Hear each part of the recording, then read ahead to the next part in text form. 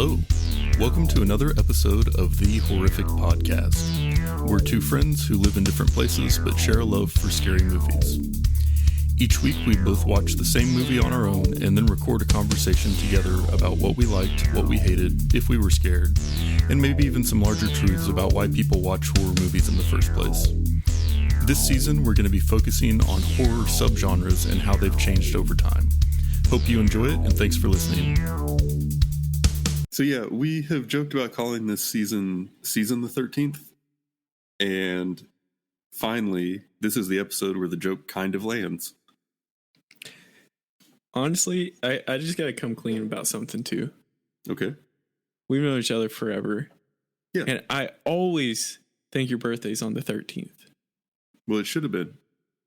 Well, so I'm proposing the idea, since we're in season 13, we got a special episode today, and your birthday's this month, that we change it to the 13th. You know what? I'll allow it. Thanks, man. Just for me. Yeah, That's my celebration day. Yeah, right. No, I like that. It's our thing. You know, I've really put thought into that today, for the record. No, I like it. I'm in full support. Yeah. Thank you. So, yeah, celebrating all things 13th this season, because it is season 13, and we are talking about slashers during this mini season. Started off talking about zombies. Now we're like halfway through our slasher arc. Up next will be another subgenre.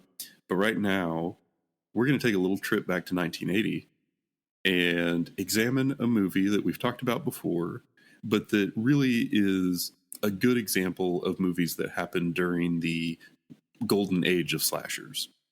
Yeah. But before we do that, I want to recap a little bit and talk about how we got from this giallo film movement in Italy that we talked about last week to how we got to the world in which Friday the 13th sprang from. So the giallo movies, like I said, were a big deal in Italy in the late 60s and early 70s. These movies blended elements of slashers, crime fiction, psychological thrillers, psychological horror, sexploitation, and supernatural horror. And like we talked about before, these movies really did a lot creatively to expand horror movies with killers. They're sort of like the next link in the chain after Psycho that leads to a lot of different types of horror movies that we see today, but especially slashers. So you might be wondering what was going on back in the US during this time. Well, after a rash of movies that were inspired by Psycho in the 1960s, the slasher genre really faded very quickly as far as pop culture was concerned. These types of movies were definitely still around, but they really weren't big hits at the box office or giving up-and-coming horror directors hope that this was a profitable way to go with your career. In the early 1970s, giallo-inspired exploitation films were mostly relegated to grindhouses and late-night drive-in theaters.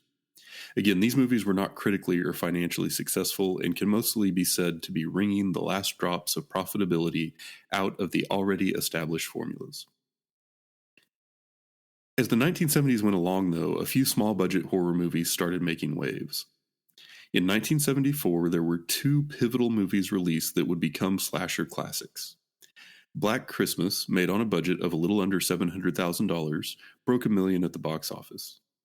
The Texas Chainsaw Massacre was made on a budget of somewhere around $100,000 and broke $30 million at the box office. While these movies were mostly panned by critics, they were popular with audiences, and they also introduced elements that would become core parts of the slasher subgenre. So a few years later, when 1978 came along and John Carpenter unleashed Michael Myers on the world, it was definitely a case of the right movie at the right time. This movie was made on a budget of about $300,000 and made over $70 million at the box office. It was a cultural phenomenon and really reinvigorated the genre, kicking off what is often referred to as the golden age of slashers. One of the most notable films from this time is one that we watched a long time ago and are going to revisit today. And the reason we picked this movie is because it is a great example of all the elements of the slasher formula that dominated the golden age coming together and becoming an inescapable part of the legacy of this subgenre. And that's why today we're going to talk about Friday the 13th. Dude, you're a good writer. You wouldn't say that if you knew how long it took to write that. I'd take it back then.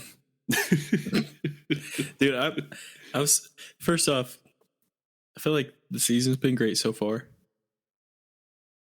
I love this section because a lot of it is like movies that we've already seen. And then I just kind of think about like how needy I am because it's like I need a slasher kind of thing. Mhm. And I It's just your like jam. it. Yeah. Yeah. Yeah. If you like it, own it.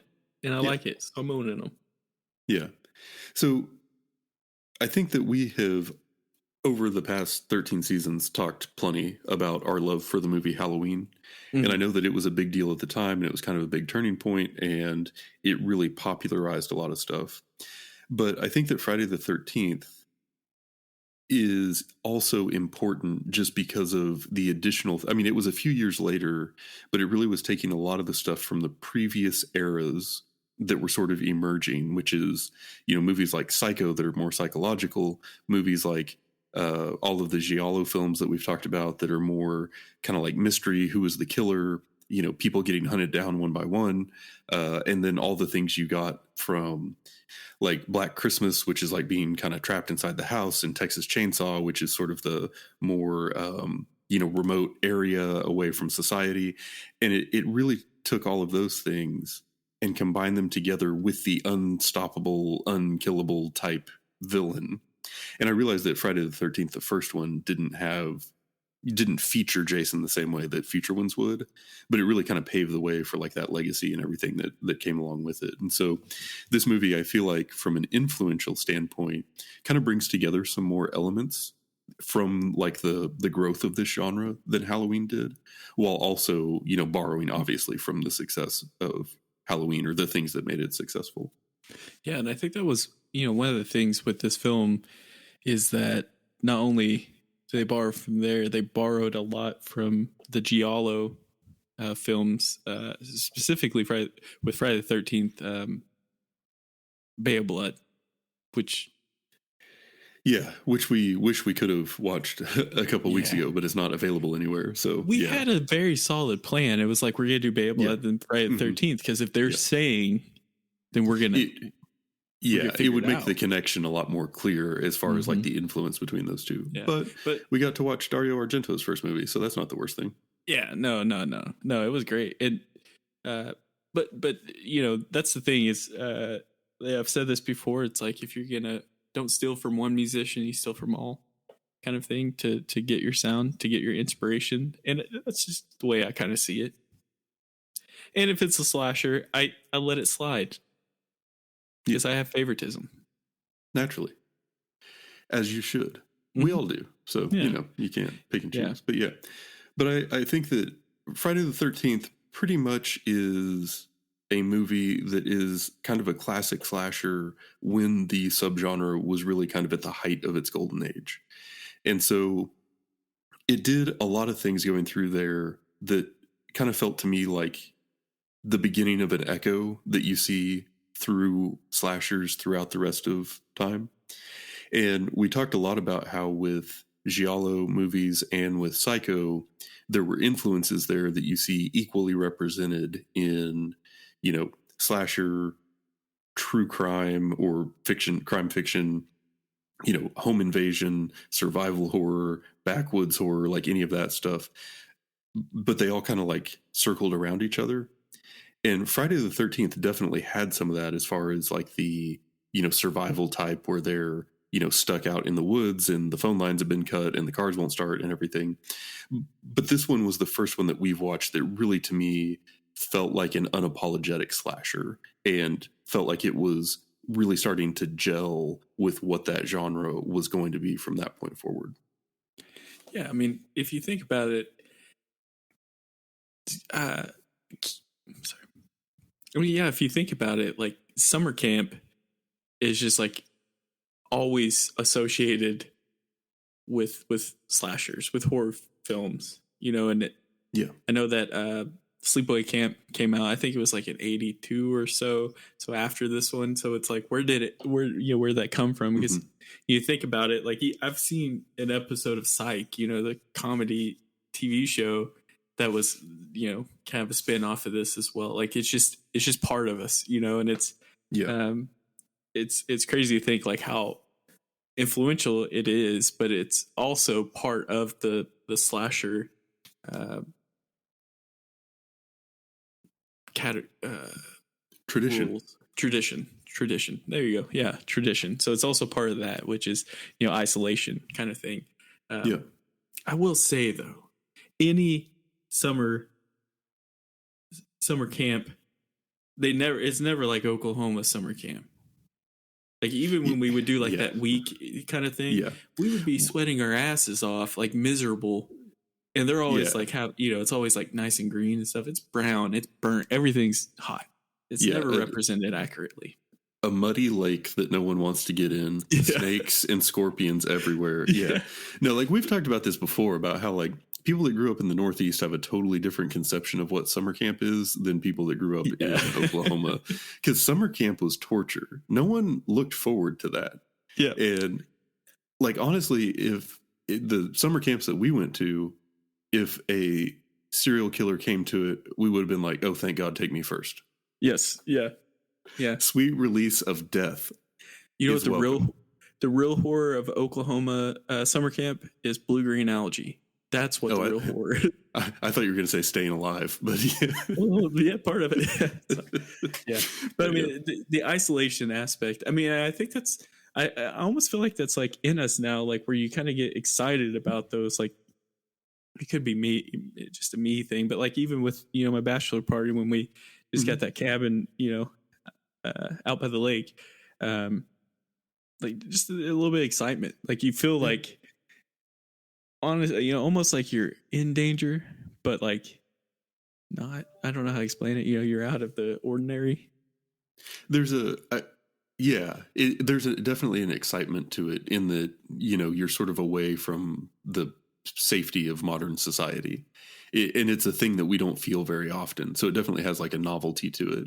And there is almost like a kind of survival instinct or something that kicks in.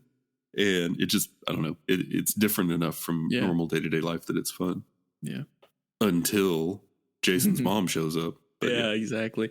Well, that's the other tradition of slashers. It's kind of a convoluted plot. Yeah. To kind of makes sense a little bit. I know we're going to get into the traditions next episode, but it's hard not to with one that's just really sticks to a good script. But definitely perfect setting. And this one continues a lot of the same themes and stuff that we've talked about the last couple of weeks. The opening scene, you've got the two teen camp counselors that sneak up in the attic of the building to fool around. And, that's a thing with like Norman's mom in Psycho, that, the young attractive woman was like evil and deserved to be killed. And then in the Giallo movies, a lot of times the victims are women who are somewhat promiscuous or something. And so there's this sort of undertone of like, oh yeah, the people who have a different set of morals or don't follow like sort of standard conservative morals are ones that become victims. And I think that this movie is one where all of a sudden you see that happening with teenagers and then them becoming victims. And that becomes like such a staple of sort of the golden age slasher movies and even, past that. And so that was something that stuck out like immediately to me is like, man, like, do these kids even do their jobs or do they just make out all day and wait to get stabbed? Like it's almost like taking it to an absolute extreme of a thing that, is kind of a staple of the genre now. It almost feels like the person who wrote it, that's their idea of what summer camp, like what the counselors were doing. Now, I wasn't a counselor. It very well could have been the situation, but it just seems like someone who didn't experience it would just be like, yeah, I bet there's just a whole bunch of making out. Yeah, exactly. Yeah. Yeah. Another thing that came up that stood out to me was like Crazy Ralph, the guy from the town in the beginning that then later like shows up on Prim. Mm-hmm. He was funny to me because he was kind of like two tropes. And one was, so there's a site called tvtropes.org, and it defines the harbinger of impending doom, which is like a movie character that is creepy that you meet in the beginning that talks about how something bad's going to happen, and that's just like a trope that happens a lot. Yeah. He was definitely that in this movie. But then also later when he showed up in the camp, or I guess really when the cop came looking for him, it was almost meant to make you suspect him as the killer. So that was the trope of the misdirect of making you think someone really obvious is the killer when that's not the person, which I think goes all the way back to Giallo, because they did that a ton, but also is a thing that you see happening again in the future movies. Yeah. That's a good point, actually. And definitely something. I mean, just thinking of like the most recent Halloween. Well, not Halloween. Sorry, the most recent horror films that we've done. It just seems like there's just trying to just constant misdirection. Like you think of like like with Insidious or like any of those. You're just like, wait a second, you're just trying to fool us. And yeah, but you know, I guess the thought is, how can you make it work? How can you make people stay interested that long without giving it away? And maybe a little bit of sleight of hand kind of helps out. With that. But he played the part great though. Yeah. And I think another thing that this one borrowed from Giallo was just like the kill scene. You know, like there were so many setups for just like a cool stabbing or a cool murder of some sort. Like there was a lot of time spent in this movie just doing the setup for that. And I think that really gets taken to its logical conclusion with like Final Destination and some of those types of movies where it's really not even like slasher, but it's just a thing that works in horror. But I think in the slasher subgenre especially, that is a thing that is like inseparable from what they do now. Well, and I think the first killing of the film is the best, one of the best examples of it, when the girl gets her throat cut. Yeah. On like her back's against a tree, and like when she lifts her head, like the cut opens and blood comes out, like more blood comes out. And I feel like that's the Giallo piece. Like you're gonna see, you might see like the slashing start previously, you know, not all the way, you know, what you would see here, but like the actual, like, even though, you know, it's the 80s, I watch you know, terrible 80s action films which has like pretty brutal killings. That's kind of my jam. Like even watching this, I was like, oh god, like it just caught me off guard. And I think that's the influence. One of the, you know, Giallos is the over the top, super violent killings. Yeah, the like very elaborately set up killing.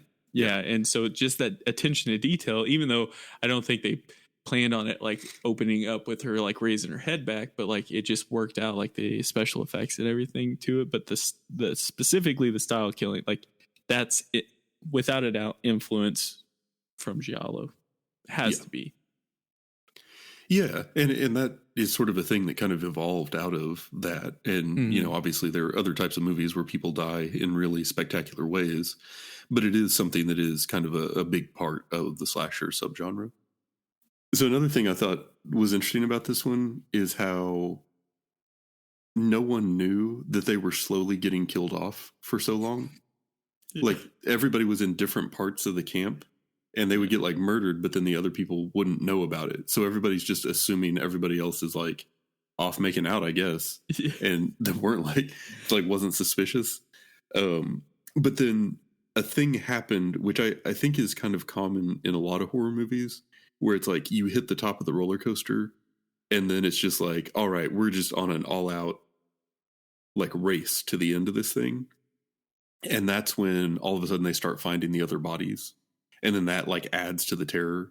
So like they're running from the killer and they go into a cabin and they find the murdered body of one of them. And then they run outside and they close the door. And then one of the guys is like stuck to it with arrows. And then it's just like adding to that suspense as they're continuing to sort of discover the extent of how much trouble they're in. And I think that that's a thing that was in this movie that I didn't see in a lot of previous slashers that definitely will come into play in future ones that we talk about. Yeah, definitely can. And I chuckled initially with the maybe they're off making out, but like honestly, like maybe that was one of the reasons why it was included. Because if you Oh, think sure, about yeah, it, it gives you them know, like a real reason why they wouldn't be as suspicious or whatever. like a reasonable one too. Yeah, You know, I mean, I think that's reasonable in itself, even for yeah. But yeah, yeah, that could definitely be the case. yeah. We had And also another. put yourself in those shoes. Like one of the things with this is, you know, early on, because they don't want to show the killer, like you're seeing the view of the killer. And, you know, I know that was pretty big with a few other films, and especially in this genre. But, you know, put yourself in their shoes without knowing what's going on. And then all of a sudden, like discovering all the mayhem going around. Like that's also pretty sketchy, you know, just adding to the terror of what it could be. Um, Yeah, and I think that whole element of like you watching the people from the perspective of someone who's like hunting them is a really unsettling thing, just kind of yeah. on like a biological level. And so that's one that, yeah, you're right, definitely gets used a lot in this Yeah. type of movie. So the ending had kind of the big twist where Mrs. Voorhees shows up and she starts talking about her son Jason, and then eventually you find out that she has been the killer the whole time. What did you think about like her performance in that twist? It was difficult because part of you kind of thinks it it was over the top, but then if you think about like the whole story in itself, the story of revenge, like that's pretty over the top too. Yeah. I guess coming from like, you know, being a parent, like I think that might be like if, you know, if my kid had the same thing, I just can't see myself doing anything nearly, you know, it's just like I would go to the cops kind of thing.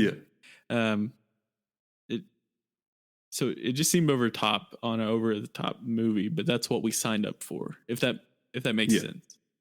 Yeah. I mean, I thought she made a pretty convincing, caricature of a bad guy, right? Like, Yeah. the acting performance and the way she seemed so like normal and comforting at first, and then really turned and was like talking in the Jason voice and like responding as an adult and stuff. Yeah. It was kind of fun for what it was, Yeah. but it really reminded me a lot of Psycho, just the opposite. Oh, yeah. That's a great point. I didn't even Because think like about that. Psycho was like the crazy boy obsessed with his dead mom and the split personality, and then Friday the 13th was the crazy mom obsessed with the dead boy with the split personality. And so that, for some reason, that connection had never really dawned on me until we watched this. And the way that she was doing both voices was what kind of made it like stick out. It's kind of like yeah, in Psycho, where Norman is sort of embodying both people. So that made me appreciate it almost even more, and like trace it back to really that influence of Psycho a lot with this movie in a way that I hadn't appreciated previous times that we watched it. Yeah. I still have like that confused look on my face right now because it's like, how the hell did we not? That's Pick that's up on that great, before. Yeah. That's such a good find. Like, yeah, no, that's I'd like to change my answer, please, because now that I feel different about it. That's a good job, Daniel. Thanks. Great job. So I want to talk to you about the ending, but before that, I want to say one thing, and it's probably going to make you not like me very much. Can't make me hate you anymore. Well, that takes pressure off. Couldn't have happened to a nicer guy. Do you feel like this movie could have been 15 to 20 minutes shorter?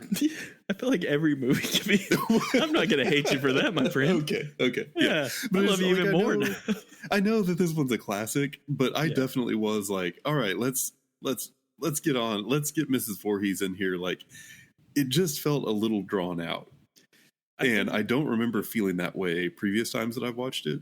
And so I don't know if it was just the mood I was in or what, but I feel like there were some times when they got just a little indulgent and should have been a little more happy with the edit button. I definitely agree. I think that a lot of it seemed like filler. I think they were trying to make it seem like you were the killer watching in, like while they were just like doing normal daily tasks that everyone does, kind of thing, you know. But yeah, absolutely. You're talking to the king of like can't pay attention. So I I think everything except for All Quiet on the Western Front. Yeah, well, that was good. But yeah, that's definitely on my list. Oh, I would also like to say Blood In, Blood Out. That's 3 hours, and I watched that 3 times. You invested 9 hours. Yeah, dude. It's almost as much as you played Civilization 2. That's close. Age of Empires 2, but yeah. Sorry, yeah. Anyway, but it was still had a lot of like memorable stuff. It still is like a super important entry in the subgenre, and I, for the first time ever, probably actually have a fun fact about the ending. Really? Yeah. So everything goes down. The final girl survives. She makes it into the canoe. She spends the night out there. Next morning, cops arrive. She wakes up in the canoe and sees them on the shore. There's happy, hopeful music. And that is the time when any normal Hollywood movie would have ended. But it didn't. At that point, the decomposed Jason body comes out of the water and grabs her and drags her under. And then she wakes up in the hospital and the police say that they didn't find any boy, and it's totally set up for the next movie, and it's like a real horror ending. Do you know who came up with that ending? No, I really don't. A name you might find familiar, Tom Savini. That guy, I'm telling you, Daniel, that guy, I mean, I know he's held high by horror fans, but he needs to be held high by everyone. He is a big deal. Tom Savini is best known as a very like prolific makeup artist in the horror genre, and he was involved in doing like the special effects and makeup for this movie. And apparently he said the whole reason for the cliffhanger at the end was I had just seen Carrie. So we thought that we need a chair jumper like that. And I said, let's bring in Jason. So if you believe Tom, tooting his own horn there, you could say that Tom Savini is actually more responsible for Jason from Friday the 13th than Victor Miller or Sean Cunningham. I think that's first off, I think that's fair. Second off, if any of our listeners knows Tom Savini, please get him on this podcast. I just like to talk to him. We won't even record overdue. Yeah. Won't even record it. We just want to talk. Or we record it if you want. I don't care. I give him all credit now. Yeah. That's pretty cool, right?